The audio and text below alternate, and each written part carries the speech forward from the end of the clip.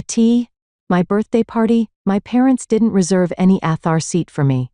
When I arrived at a fancy restaurant, my mom sneered, "And there is no place for you here. Go sit on the street." Ha ha. Everyone was laughing, so I turned away and ended all relationships. Next day, when they opened the newspaper, they were shocked, started trembling. The doors of the fancy hotel opened, and I walked into a bright, beautiful entrance. A big, shiny chandelier lit up the room. Well-dressed people stood around, talking and laughing. The women wore sparkling dresses and looked like they belonged in a movie. As soon as I saw all of this, I felt a small ache in my chest. This was supposed to be my party, but I didn't feel welcome at all. It was my 30th birthday. My family had invited me, saying, "Since it's a special day, let's celebrate in a big way." I hadn't seen them in a long time. We had grown apart, but I thought maybe this would be a nice way to reconnect. I hoped it would feel good to be with my family again. I was wrong. When I got to the reception desk, the hotel staff member looked me up and down. "Are you on the guest list?" he asked, like I didn't belong there. I told him my name with confidence, but he looked confused. "Please wait a moment, miss," he said. While I stood there, feeling awkward, my mom Olivia and my sister Jessica showed up. They were dressed nicely and smiling, like rich women in a magazine. But when they saw me, their smiles changed just a little. "Oh, Laura, you're here," they said. "It's been a while." Their voices sounded polite, but cold. Then came the shock. "There's no seat for you, Laura," my mom said. "What? What do you mean?" I asked, not believing what I was hearing. She kept smiling. "We booked everything a while ago. There's no room to add another seat now. Why don't you grab something to eat at a pub nearby? That could be fun, right?" I just stood there, stunned. A pub? Was this some kind of joke? I was supposed to be the guest of honor at this party. I had stayed away from my family for a while, but I still thought they would invite me properly. When Jessica saw the look on my face, she just shrugged. "Well, you work at a pub, right? You'd probably feel more at home there," she said, clearly looking down on me. I wanted to speak, but no words came out. They didn't see me as their sister. They only saw me as the one who works at a pub. "Don't take it the wrong way, Laura," my mother added in a soft voice. "It's just that there's a place that suits you better." Her voice sounded gentle, but her words cut deep. It felt like she was telling me I didn't belong with them. My eyes began to blur. I felt a mix of sadness, anger, and disappointment rising in my throat.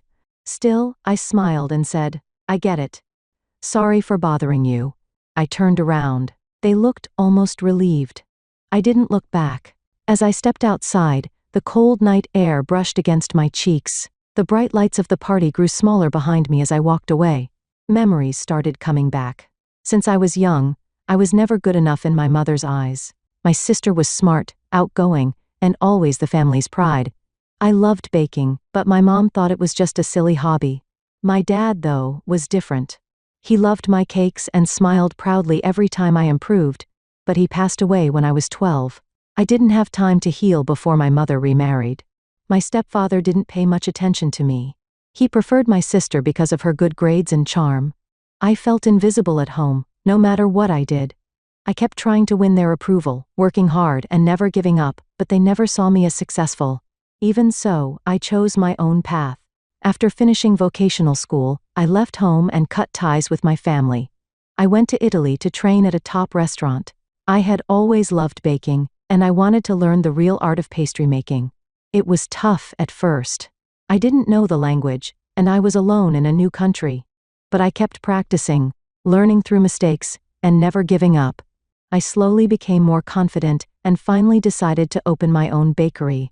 Starting the shop wasn't easy. I faced a lot of problems. Sometimes money was tight, and sales didn't go the way I hoped. But I didn't give up. My love for baking and everything I had learned helped me keep going. Over time, more and more people started coming to my shop. Word spread, and my cakes became well known. Now, even food lovers from other countries come to try them. When I see that, I feel like all my hard work was worth it. Those moments bring me true happiness. No matter how hard things get, I've learned how important it is to believe in myself and keep moving forward. Still, my family only sees me as someone who works in a pub. My sister Jessica is married to Henry, an investment banker. He works in finance, managing money and handling big business deals. He earns a lot and is also known in high society. Because of his job, Jessica gets invited to fancy parties and expensive restaurants. She loves a rich life, but not because of anything she did. It's all thanks to Henry. My parents also enjoy that life. With Henry's help, they live in a wealthy neighborhood, travel often, and shop without worry. Suddenly, I laughed a little. That's enough, I thought. People don't change that easily. Right then, I made a decision. I would never contact my family again. I don't need their approval to know who I am. There are people out there who truly value me. I looked up at the night sky and took a deep breath. The cold air helped calm the anger I still felt inside. My life will keep going, with or without my family. With that thought, I slowly started walking home. Then, my phone buzzed. It was a message from Scott, my manager. "Laura, it's an emergency. Please come to the shop right away." His message sounded serious. I was shocked and stopped without thinking. "Scott, what happened?" "Tell me," I said. "I'll explain later." "Just hurry, Laura," he replied. His voice sounded serious, so I quickly turned around and ran straight to the shop. When I got there, it was dark and strangely quiet. "Scott, are you here?" I called out, feeling nervous. Suddenly, "Happy birthday, Laura." The lights came on all at once, and I saw the smiling faces of all the staff. I stood frozen, eyes wide in surprise. On the counter was a beautiful birthday cake made just for me. Everyone popped party crackers and surrounded me with happy faces. "Happy 30, Laura," they cheered. "This is our way of saying thank you for everything you do." Their kind words filled my heart. Even if my own family didn't care, there were people here who truly appreciated me. I held back tears and smiled. "Thank you, everyone, really thank you." I felt so touched by their warm celebration. Then I asked, "But how did you know I was coming back?" Scott scratched his head and grinned. "Well, we actually sent a surprise cake to the hotel for you. But when they told us you had already left, we decided to celebrate here instead." "Oh," I said, surprised.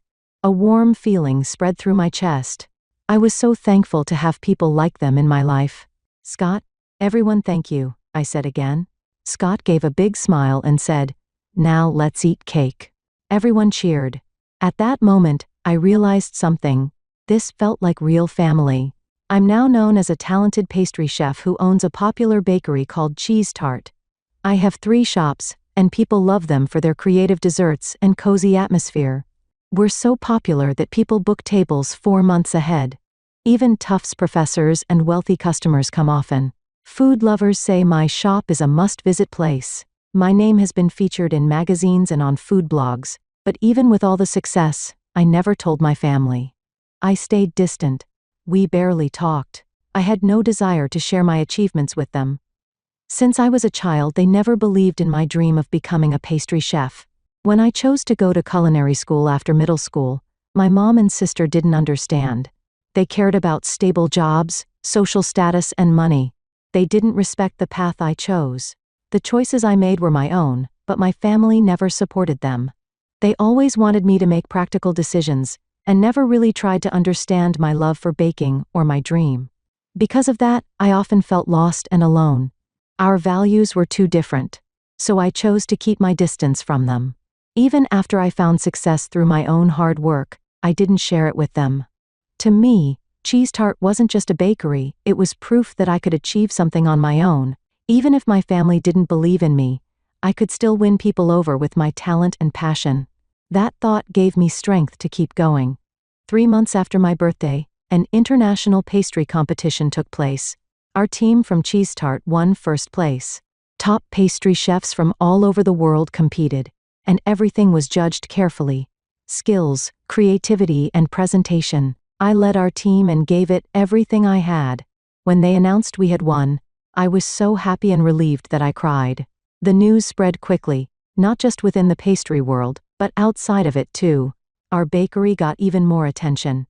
One day, a well-known food TV show contacted us for an interview. I usually stayed out of the spotlight, but this time, I felt it was a great chance to show off the hard work of my team, so I agreed to do it. I didn't know that this interview would also bring a big surprise involving my family. After some time, the day of the broadcast finally arrived. My staff and I sat in front of the TV at the shop, waiting nervously. When the show started, it showed me being interviewed. I looked a little shy and unsure, but I spoke about how much I love the shop and praised my staff who were seen carefully working in the kitchen. Everyone cheered every time our shop was shown.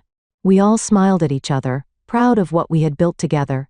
The host on the show introduced Cheese Tart as a famous bakery loved by food lovers around the world. I watched with a warm feeling in my heart. Just as the show ended, my phone rang. I looked at the screen. It was my mom, Olivia. I was surprised but answered the call. Right away, I heard her excited voice. "Hello, Laura. What is all this about?" she said, clearly shocked and confused. "What do you mean?" I replied. "I just saw the TV show. What's this about your shop? Cheese Tart? I thought you worked at a pub," my mom said. I took a deep breath and replied calmly, "Mom, I'm sorry. I haven't been working at a pub.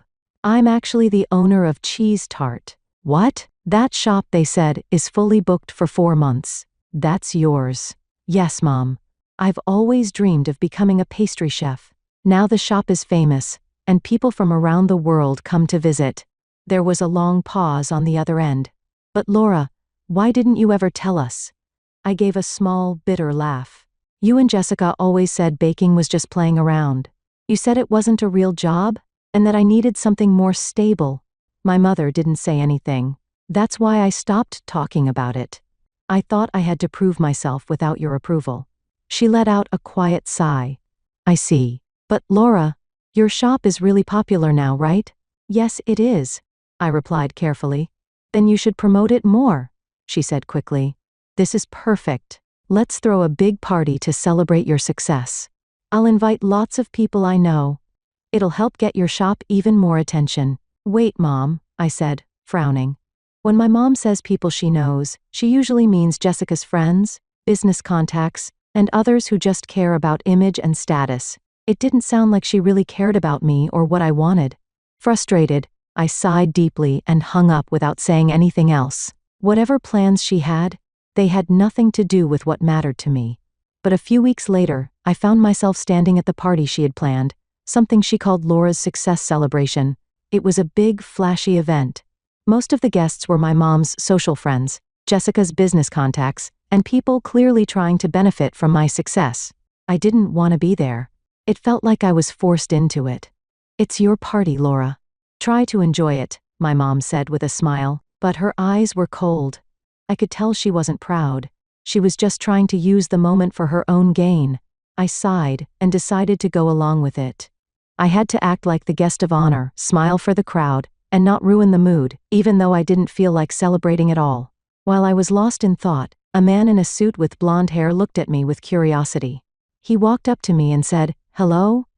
I'm Henry, Jessica's husband." I paused for a second, surprised. "So this was my sister's husband. Nice to meet you," I said, shaking his hand and trying to stay polite. Henry gave me a complicated look and said, "Actually, I only found out about you recently. I saw the TV feature on Cheese Tart," Henry said. "I asked Jessica if you were her sister, and she finally admitted it." "I see," I replied with a dry smile. "I thought she was an only child, especially since you weren't at our wedding. I was really surprised when I saw the show. You're clearly very successful." So, my sister had been hiding me. She acted like I didn't exist. Maybe to her, having a sister who wanted to be a pastry chef was embarrassing. Henry looked a bit uncomfortable. I didn't take it that way. "But, your desserts are amazing. They're delicate, beautiful, like artwork. Thank you. But, honestly, I didn't want to come to this party." "I figured," Henry said with a soft laugh. "Still, the fact that you did, maybe it means you haven't given up on your family completely?" I didn't know what to say. He had a point. If I really wanted to cut them off forever, I wouldn't have shown up at all. "Let's just see how it goes," I said with a vague smile, gently holding the dessert knife in my hand.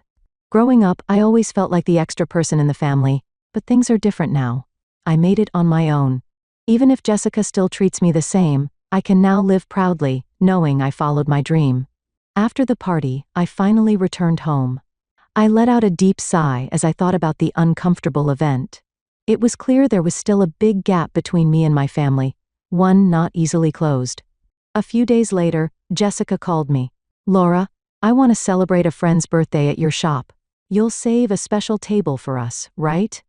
I was caught off guard. The same sister who once acted like I didn't exist was now suddenly treating me like family. But her reason didn't feel real or warm. "Sorry, Jessica. We're fully booked that day," I replied politely, but she didn't give up. "What? But we're family. Can't you make an exception? It's for a very important friend. Our shop policy is to treat every customer equally," I explained calmly. Her voice became colder. "I see. Then I'll ask for another day." Even though she gave up that time, Jessica kept calling, asking for special treatment. "Laura, can you reserve the entire cafe for us? I'm bringing some investors' wives, people who know my husband. Could you also make a special dessert set just for that day?" Again and again, I said no. I didn't plan to give special treatment just because we were related.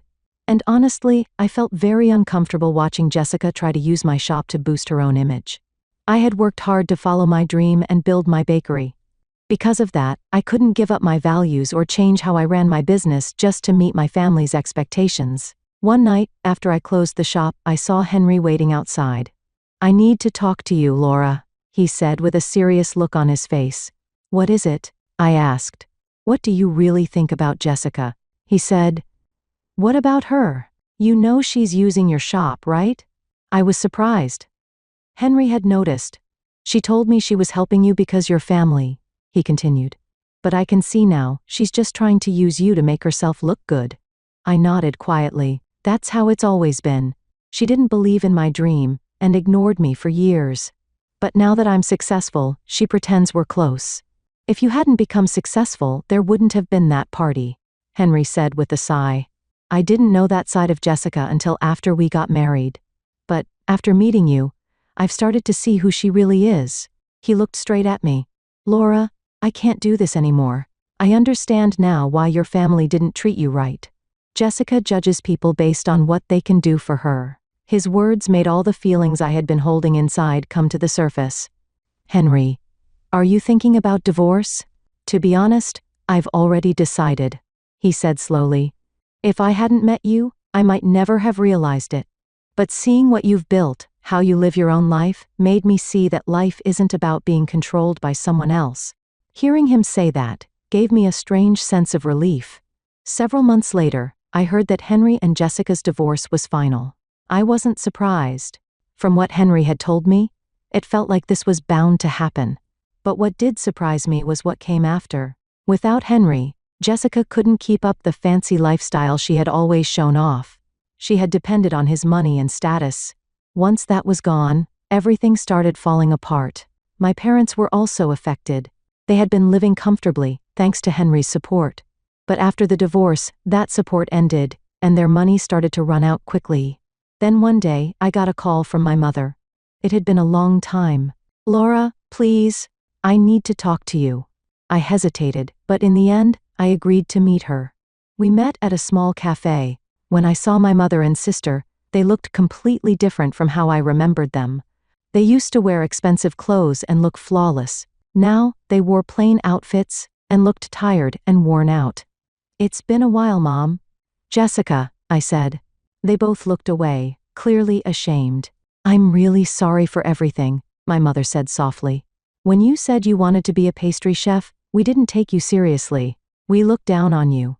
But now, I understand how hard you've worked." Jessica added, "I regret not supporting your dreams too. It's probably too late to ask for your forgiveness, isn't it?" I looked at them carefully. "I'm not the kind of person who can forgive just because someone says sorry," I said honestly. They both lowered their heads. But I continued. "Still, I always hoped you would understand something. A person's worth isn't measured by money or status." They listened quietly. "When I said I wanted to be a pastry chef, you called it unstable and meaningless. But I believe anyone who takes pride in their work, no matter what it is, deserves respect. People who live off others and don't try to support themselves, maybe they're the ones who are truly poor inside." My mother nodded slowly. Jessica bit her lip and said nothing. Later, I heard that Jessica had started working as a waitress at a small diner. She was confused at first, but through the busy days, she began to learn what it meant to earn and live on her own. My mother also started working as a cleaner along with my stepfather. They were now doing the kind of work they used to leave to housekeepers. Seeing them make that effort made my heart feel a little lighter. I hadn't completely forgiven them, not yet. But if my family was starting to see their mistakes and trying to change, I wanted to give them a chance. Family bonds can break in just a moment, but fixing them takes time and effort. Still, I believed it was possible to build something new, even if it was slow. A few months passed, and I decided to visit the diner where Jessica now worked. When I saw her, I was surprised. She looked so different from the sister I used to know. She was moving with confidence, serving customers with a smile and working hard. There was no sign of the proud, cold person she used to be. Instead, she looked proud of her job. Watching her like that made me feel something I hadn't felt in a long time: hope. One weekend, our family met up again at the diner. It wasn't a fancy place, but it felt calm and real. As we sat around the table, I looked at them and said softly, "Next time, why don't we have dinner at my place? I'll bake a cake. What do you think?" The moment I said it, something warm passed between us. My mother smiled gently. Jessica looked surprised, but happy. It wasn't a big moment, but it felt meaningful. That small invitation was my way of saying, I'm ready to try again. We still had a long way to go, and trust wouldn't come back overnight. But little by little, we were starting to rebuild what had been broken. It wasn't perfect, but it was real. And for the first time in a long while, it felt like we were becoming a family again,